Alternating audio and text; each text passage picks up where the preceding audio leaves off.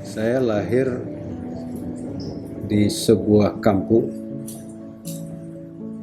di Desa Palembayan namanya, sebuah kecamatan di Kabupaten Agam, Sumatera Barat. Ya, tepatnya tanggal 2 September 1973.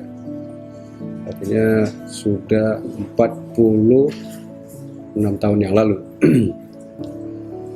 Ya, pendidikan biasa, tidak, karena tinggal di kampung tidak ada TK-TK-an, langsung SD. Dan alhamdulillah pada usia 18 tahun kurang 3 bulan sudah tamat STM, karena nggak ada TK tadi ya. Dan ketika tamat sekolah, tentu kita dihadapkan, apalagi saya anak tertua, adik saya ada 4, 3 laki-laki dan 1 perempuan. Karena orang tua juga PNS ya, di Departemen Agama dulu namanya, sebagai pegawai rendahan. Alhamdulillah dengan semangat beliau dan jerih payah beliau, anak-anak beliau ini bisa mendapatkan pendidikan yang layak juga. Jadi sebagai anak tertua di usia 18 tahun kurang 3 bulan saya sudah tamat sekolah, mulailah mencari-cari pekerjaan. Ya, mencari pekerjaan dulu ya, karena kita hobi bola, maka dengan bola lah kita berharap dulu dapat pekerjaan. Jadi sempat menjadi pemain bola di PLN Cabang Bukit Tinggi, di Pos Biru Bukit Tinggi, gitu ya. Dan Februari tahun 1992, karena saya tamat 92 Februari saya merantau ke Medan. Waktu itu kita sudah TC untuk persiapan Porda Sumbar di Padang Panjang tahun 92. Karena tuntutan untuk mendapatkan pekerjaan lebih besar, maka TC PSKB di lapang atas Ngarai Bukit Tinggi itu kita tinggalkan. Kita merantau ke Medan, tepatnya seminggu setelah nenek saya meninggal dunia, Februari tahun 1992. Pertama kali bekerja di proyek PLTGU Belawan di PT Silkar, itu konsorsium Korea, Jepang, Indonesia di bidang konstruksi, pembangunan switchgear dan pembangunan pondasi gas turbin 12 PLTGU Blok 1 Belawan. Sebulan bekerja di situ selama puasa. Setelah Lebaran, alhamdulillah berkesempatan untuk bergabung di PT Dian Geraha, yaitu agen Opsimen PT Semen Indonesia, bergerak di bidang elektrisen. Jadi saya bekerja di PT Dian Geraha lebih daripada setahun. Alhamdulillah tahun 93, Februari 93, dengar kabar PLN Wilayah 2, ketika itu masih Wilayah 2 namanya, itu masih membawai, belum ada Kilur dan P3B, masih di bawah wilayah dulu semua, membuka lowongan kerja. Jadi sehari itu saya masukkan 2 lamaran ke Pikitring di Jalan Cipto dan di wilayah Sumut, wilayah 2 di Jalan Yosudarso. Alhamdulillah dua-dua dipanggil tes. Yang pertama di Cipto, tapi tidak berkesempatan lulus tes pada kesempatan itu. Gak lama berselang, wilayah 2 memanggil tes. Pesertanya itu banyak. Itu tes pertama itu di USU. Ada 4 jurusan yang dites waktu itu. Jurusan listrik, jurusan elektronika, jurusan mesin, dan jurusan kimia. Kalau nggak salah waktu itu ada 1.200-an orang dari 4 jurusan ini yang ingin menguji supaya bisa diterima di PLN. Kemudian lanjutan tahapan berikutnya psikotes. Tinggal pesertanya 279 kalau tidak salah di Universitas Nama Agung. Sebulan setelah itu keluar pengumuman mental radiologi tinggal 50 orang. Nah, tes meteorologi ini tidak hanya tertulis tapi juga wawancara. Nah, dari hasil wawancara berkurang lagi peserta. Untuk masuk tahap berikutnya itu Pantohir. Alhamdulillah akhirnya diterima 42 orang. Dari 42 orang ini prajabatan, kemudian diksar mental keprajabatan di Harinam 1 Bukit Barisan. Jadi selaku pegawai terhitung masa kerja itu sejak tanggal 2 Agustus 93. Artinya saya terhitung pegawai PLN pada usia 19 tahun 11 bulan. Karena ulang tahun ke-20 pas dirindam tanggal 2 September 93. Jadi 19 tahun 11 bulan lah sudah terhitung sebagai pegawai PLN, yaitu sebagai tenaga harian. Jadi dulu ada tahapannya, tenaga harian, kemudian calon pegawai 31 September, tanggal 1 September 94 itu terhitung sebagai calon pegawai, dan pengangkatan pegawainya terhitung per 2 Januari 96. Dulu masih golongan 2A dulu. Jadi setelah diterima pegawai, dulu awalnya penempatan setelah diksar sempat di sektor Glugur awalnya, sempat bersih-bersihkan isolator GI, tapi akhirnya ditarik lagi. Kami ada 8 orang dulu ke sektor Glugur, semuanya akhirnya ditarik ke Belawan, karena di Belawan kekurangan FTK waktu itu. Masuk Belawan, akhirnya menjadi operator. Jadi di proyek, saya bekerja di PT Semen, di PT Dian Geraha Agen Semen, PT Semen Indonesia itu sebagai elektrisian. Jadi ngonek kabel mulai dari kabel grounding sampai dengan kabel JWSTY itu instrumen kontrol, kabel-kabel ke control room. Itu dapat rekomendasi sebagai skill electrician. Jadi itu tertuang dalam kurikulum kita.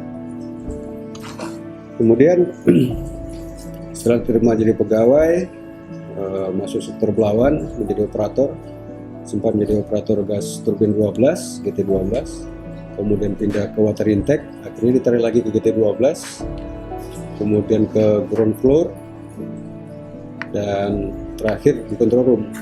Pindah regu, mulai dari regu D, regu A, regu B, yang nggak pernah itu regu C. Jadi nggak lengkap juga pindah regunya. Akhirnya di tahun 2008, November 2008, kantor induk menarik saya ke bidang hukum dan komunikasi atau humas.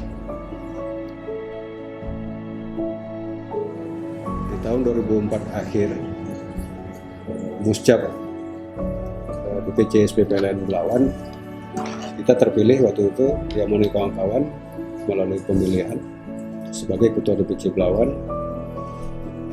Kita jabat ketua DPC itu sampai dengan 27 Januari 2007, karena waktu itu diadakan Musdalub seiring pensiunnya ketua DPD kita waktu itu, Pak Milya Lubis.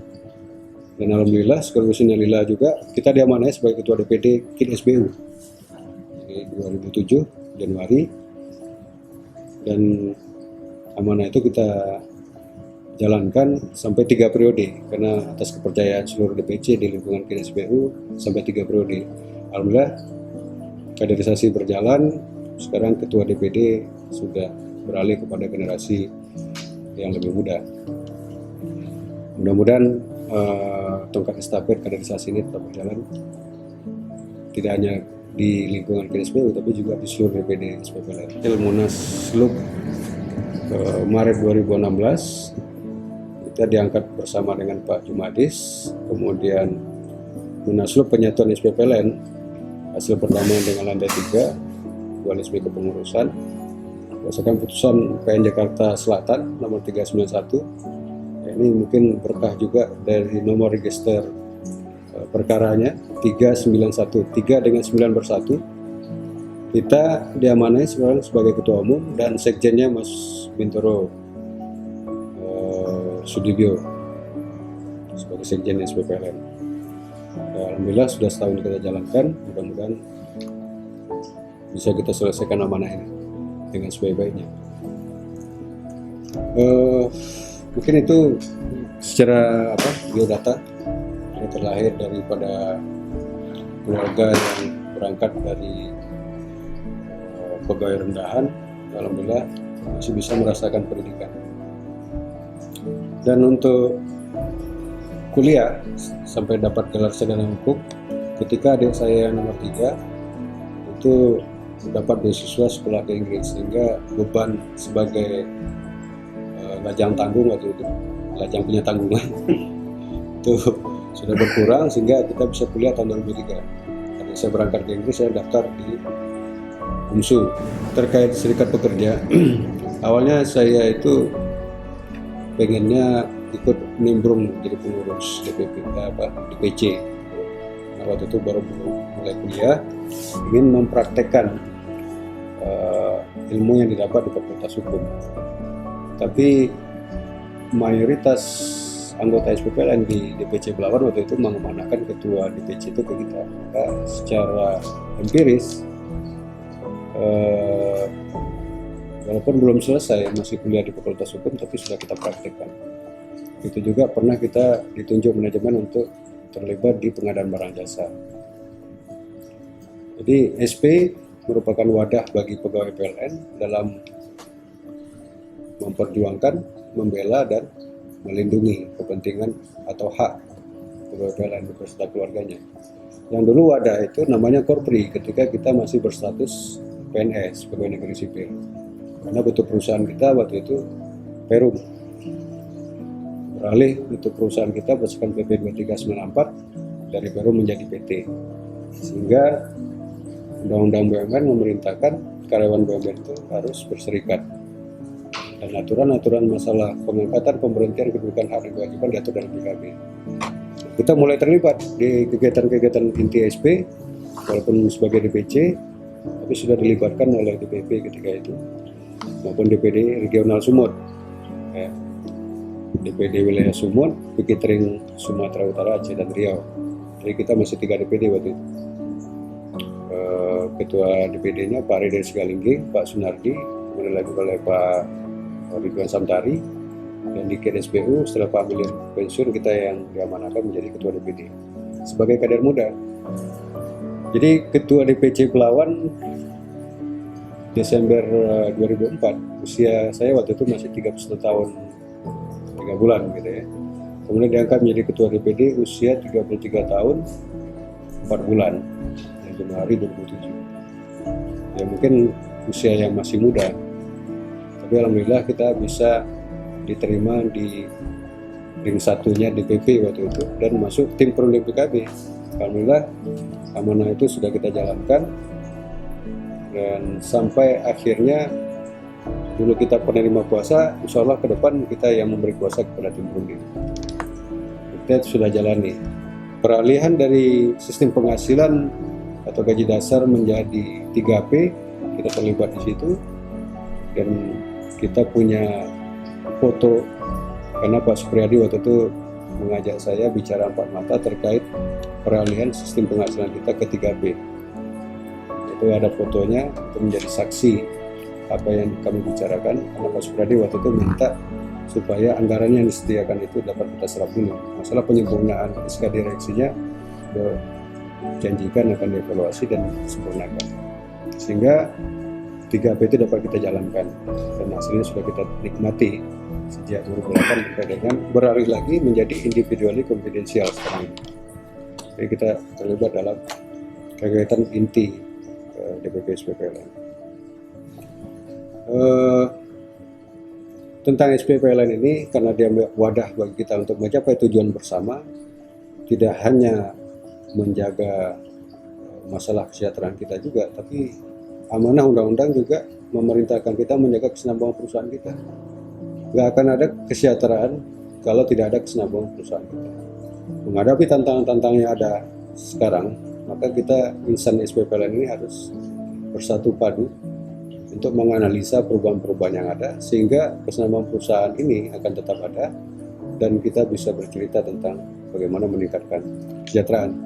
Tapi kesejahteraan ini bukan meningkatkan daya beli, tapi bagaimana mempertahankan daya beli di tengah situasi kondisi pertumbuhan ekonomi kita seperti ini. Dan pertumbuhan pelanggan kita yang bisa dikatakan agak stagnan akibat ketidakseimbangan antara supply dan demand. Nah, ini yang harus kita cermati ke depan. Eh, dalam kegiatan-kegiatan SP kita bersinergi tidak hanya di tingkat unit induk dengan general manager, tapi juga sampai ke direksi PLN. Khususnya waktu dirutnya Pak Nopamuji dan Pak Sofian Basir. Mudah-mudahan ke depan sinergi ini tetap bisa kita jalankan.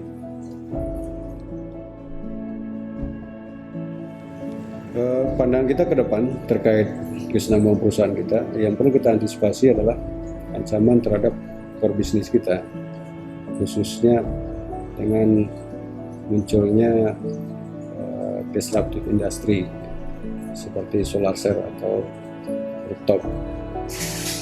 Ini harus kita bisa antisipasi. Kita harus belajar banyak bagaimana Postgiro agak sedikit, menurut kita sedikit terlambat mengantisipasi perubahan bisnis mereka dengan munculnya kompetitor lain. Nah, kita berharap ini sudah kita coba menganalisanya, dan ini harus bareng-bareng seluruh insan PLN supaya kesinambungan PLN ini tetap bisa kita jaga sampai kapanpun. Jadi perubahan-perubahan itu harus kita cermatin, dan perubahan itu harus secure bagi kita, harus aman bagi kita sebagai pegawai, aman bagi perusahaan kita, dan aman bagi negara, karena ini adalah aset strategis bangsa. Ini sudah kita dialogkan dengan Pak Dir kita yang baru, Pak Zulkifli Zaini. Karena ini mengacu kepada pasal 87 ayat 1, setiap perubahan yang menyangkut kedudukan pegawai PLN harus dirundingkan dulu dengan SP PLN. Yang menjadi motivasi dalam menjalani kehidupan ini, pertama, ini yang diajarkan oleh orang tua, orang tua kita. Sebaik-baik manusia adalah manusia yang bermanfaat bagi manusia yang lain. Itu yang pertama. Yang kedua, merupakan juga sunnah kalau nggak salah Al-Quran yang menyatakan bahwa orang yang berilmu ditinggikan derajatnya lebih daripada yang lain. Artinya orang yang berilmu ini adalah orang yang selalu belajar gitu. Dan itu sudah kita temui apa yang menjadi pegangan tadi hidup kita. Satu lagi, orang tua menyatakan pakai filosofi kunyit dalam hidup. Kunyit itu adalah tumbuhan yang bisa mewarnai lingkungannya. Tapi kalaupun dia tidak bisa merubah atau mewarnai lingkungannya, setidaknya lingkungan tidak bisa merubah warna kunyit. Jadi itu prinsip juga yang harus dipegang oleh kita. Jadi tidak mesti harus sama. Bisa jadi kita yang sendiri yang berbeda. Karena saya membaca buku politik itu dari SD juga sudah membaca buku politik, tentang peristiwa Melari, PRI dan sebagainya. Jadi mungkin itu juga yang melatar belakangi, dan saya sangat bersyukur bisa hidup merantau ke Medan ini, di mana masyarakat di sini heterogen dan di sini sangat dihormati tokoh-tokohnya, dan saya belajar di tokoh masyarakat di Medan, pada khususnya tokoh Sumatera Utara. Dan di PLN dulu ada tokoh juga yang sudah pensiun, merupakan senior kita, Pak Marjan Batubara, Pak Rudolf Sigalinggi. Dia belajar kehumasan dari beliau ini. Banyak juga ilmu-ilmu yang beliau ajarkan soal kehumasan. Berpegang kepada sunnah tadi, sebagai manusia adalah manusia yang bermanfaat bagi manusia yang lain. Yakinlah selalu apapun yang kita kerjakan itu ada nilai ibadahnya, dan setiap perbuatan kita, khususnya yang baik-baik, jangankan yang baik, yang buruk pun pasti akan mendapat balasan yang setimpal. Dan karena kita bekerja untuk kebaikan kemaslahatan orang banyak, insya Allah doa orang banyak juga akan menyertai kita, dan kita akan dimudahkan dalam persoalan-persoalan yang kita hadapi. Selalu berbuat yang terbaik dimanapun kita berada. Pemimpin kapanpun bisa lahir, tapi leader akan teruji di waktu yang ada. Wabillahi taufiq wal hidayah. Wassalamualaikum warahmatullahi wabarakatuh.